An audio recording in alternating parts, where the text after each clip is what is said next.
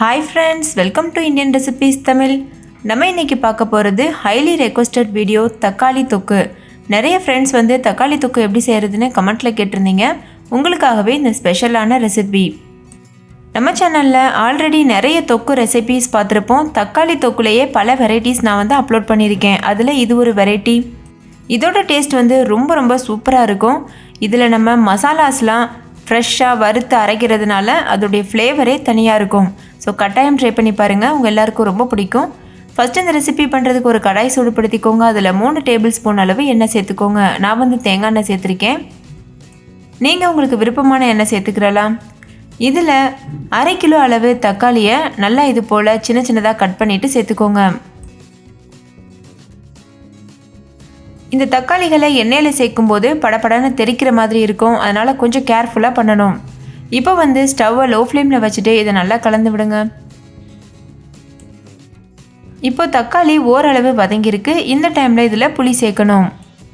நல்லா அழுத்தி அளந்தீங்கன்னா ஒரு நெல்லிக்காய் சைஸ் அளவுக்கு புளி இருக்கணும்.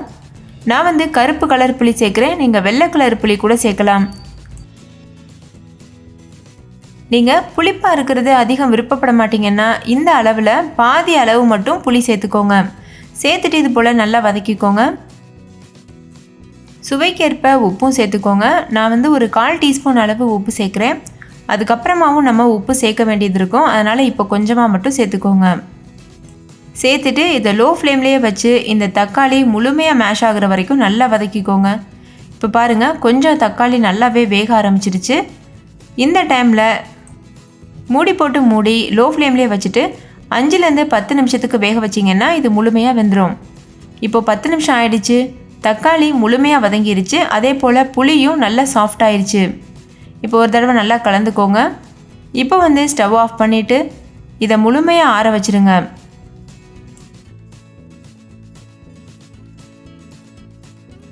இது முழுமையாக ஆறுனதுக்கு அப்புறமா ஒரு மிக்ஸி ஜாரில் இதை சேர்த்துக்கோங்க.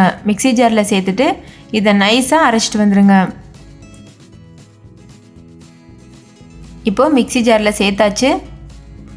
இப்போ பாருங்கள், இது நல்லா அரைச்சிட்டு வந்தாச்சு. இந்த அளவுக்கு நைஸாக இருக்கணும். இப்போ இதில் 2 டேபிள் ஸ்பூன் அளவு மிளகாத்தூள் சேர்த்துக்கோங்க. நான் காஷ்மீரி மிளகாத்தூள் சேர்க்குறேன். அது நல்ல கலர் கொடுக்கும். அதே சமயம் காரம் கம்மியாக இருக்கும். கூடவே 1/4 டீஸ்பூன் அளவு மஞ்சள் தூள், சுவைக்கேற்ப உப்பு, இதெல்லாம் சேர்த்துட்டு நல்லா நைஸாக அரைச்சிட்டு வந்து வச்சுருங்க. கொஞ்சம் கூட தண்ணி சேர்க்கக்கூடாது. தண்ணி சேர்த்திங்கன்னா நம்ம வந்து ஸ்டோர் பண்ணி வைக்க முடியாது. நீங்கள் தண்ணி சேர்க்காமல் அரைச்சி செஞ்சிங்கன்னா இது 6 மாதம் வரைக்கும் கூட கெட்டு போகாமல் நம்ம ஃப்ரிட்ஜில் ஸ்டோர் பண்ணி வைக்கலாம். இப்போ இது ஒரு ஓரமாக வச்சுட்டு வேறு ஒரு கடாய் சூடுபடுத்திக்கோங்க. அதில் 1/4 டீஸ்பூன் அளவுக்கு வெந்தயம் சேர்த்துக்கோங்க. 1/4 டீஸ்பூன் அளவு கடுகு, 1/4 டீஸ்பூன் அளவுக்கு சீரகம், இதெல்லாம் சேர்த்துட்டு லோ ஃப்ளேம்லேயே வச்சு இதை நல்லா வறுத்துக்கோங்க. இந்த மாதிரி ஃப்ரெஷ்ஷாக நீங்கள் வறுத்து அரைக்கும் போது இதோட ஃப்ளேவர், இதோட சுவையே தனியாக இருக்கும். இப்போது கடுகு நல்லா பொரிஞ்சு வரது வரைக்கும் நல்லா வறுத்துக்கிறலாம். லோ ஃப்ளேம்லேயே வச்சு வறுத்துக்கோங்க. இல்லைன்னா நம்ம சேர்த்துருக்க வெந்தயம் கரிஞ்சு போகிறதுக்கு வாய்ப்பு இருக்குது. இப்போது கடுகு நல்லா வெடிக்க ஆரம்பிச்சிருச்சு. இந்த டைமில் ஸ்டவ் ஆஃப் பண்ணிவிட்டு இதை முழுமையாக ஆற வச்சுருங்க. இது நல்லா ஆறுனதுக்கப்புறமா ஒரு மிக்ஸி ஜாரில் போட்டு நம்ம அரைச்சிக்கிறலாம். இப்போது இது நல்லா ஆறிடுச்சு. ஒரு மிக்ஸி ஜாரில் சேர்த்துக்கோங்க. எந்த அளவுக்கு முடியுமோ அந்த அளவுக்கு நல்லா நைஸாக அரைச்சிக்கோங்க. இப்போ பாருங்கள், நல்லா நைஸான பவுடர் பதத்துக்கு அரைச்சிட்டு வந்தாச்சு.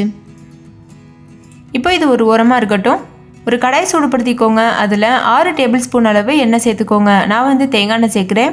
இந்த ரெசிபி நல்லெண்ணெயில் பண்ணால் கூட ரொம்ப சுவையாக இருக்கும். இந்த ரெசிபியை நம்ம 6 மாதத்துக்கு ஸ்டோர் பண்ணி வைக்கணும்னா இந்த அளவுக்கு எண்ணெய் சேர்க்கணும்.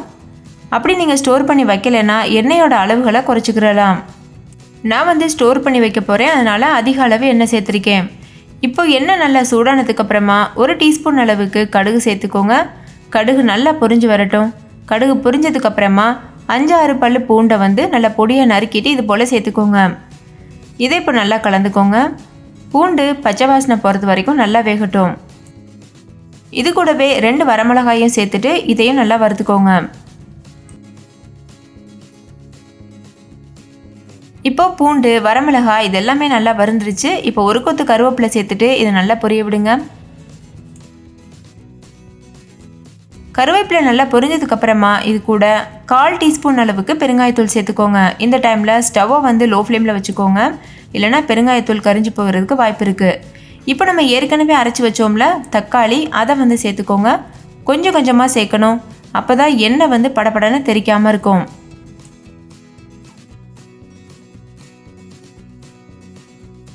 எல்லா தக்காளி விழுதையும் சேர்த்ததுக்கப்புறமா இது போல் நல்லா வதக்கிக்கோங்க. இப்போ இதில் நம்ம ஏற்கனவே வறுத்து அரைச்சி வச்சுருக்கோம்ல வெந்தயம், கடுகு, சீரகம், இதெல்லாம் அந்த பொடியை சேர்த்துருக்கேன். சேர்த்துட்டு இதையும் நல்லா மிக்ஸ் பண்ணிக்கோங்க.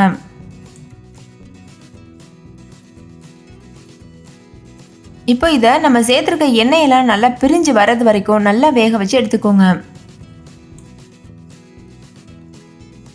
இதில் எண்ணெயெல்லாம் நல்லா பிரிஞ்சு வந்ததுக்கப்புறமா நம்ம ஸ்டவ் ஆஃப் பண்ணுவோம்ல, அந்த ஸ்டேஜில் 2 சின்ன பீஸ் அளவு வெல்லம் வந்து சேர்த்துக்கோங்க.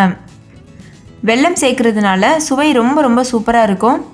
வெல்லம் சேர்த்து நல்லா கலந்ததுக்கப்புறமா ஸ்டவ் ஆஃப் பண்ணிவிட்டு இதை முழுமையாக ஆற வச்சுருங்க. நீங்கள் வெல்லத்துக்கு பதிலாக சர்க்கரை கூட சேர்த்துக்கிறலாம். இதை நீங்கள் சப்பாத்தி, தோசை, இட்லி, அதுக்கப்புறமா சாதத்து கூடலாம் வச்சு கூட சாப்பிடலாம். அந்தளவுக்கு ரொம்ப ரொம்ப டேஸ்ட்டாக இருக்கும். இதை நீங்கள் ஸ்டோர் பண்ணி வைக்கணும்னு ஆசைப்பட்டீங்கன்னா இதை முழுமையாக ஆறுனதுக்கப்புறமா ஒரு ஏர்டைட்டான கண்டெய்னரில் போட்டு ஃப்ரிட்ஜில் வச்சுருங்க.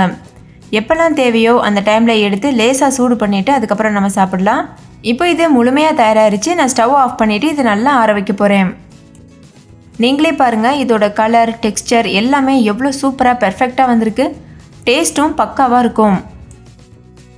அவ்வளோதான், நம்மளுடைய சுவையான தக்காளி தொக்கு சூப்பராக தயாராகிருச்சு. ஸோ ஃப்ரெண்ட்ஸ், கட்டாயம் நீங்கள் இந்த ரெசிபியை ட்ரை பண்ணி பாருங்கள். ட்ரை பண்ணிவிட்டு உங்கள் எக்ஸ்பீரியன்ஸை கமெண்ட்டில் என் கூட ஷேர் பண்ண மறந்துடாதீங்க. நீங்கள் செஞ்சு பார்த்துட்டு அந்த ரெசிபியை ஃபோட்டோ எடுத்து என்னோடய இன்ஸ்டாகிராம் பேஜில் ஷேர் பண்ணவும் மறந்துடாதீங்க. அதோட லிங்க் இந்த வீடியோக்கு கீழே இருக்க டிஸ்கிரிப்ஷன் பாக்ஸில் இருக்குது. நீங்கள் வேணும்னா செக் பண்ணி பாருங்கள். ஓகே ஃப்ரெண்ட்ஸ், இன்னொரு சூப்பரான ரெசிபியோட நான் உங்களை சந்திக்கிறேன். தேங்க்யூ, பாய்.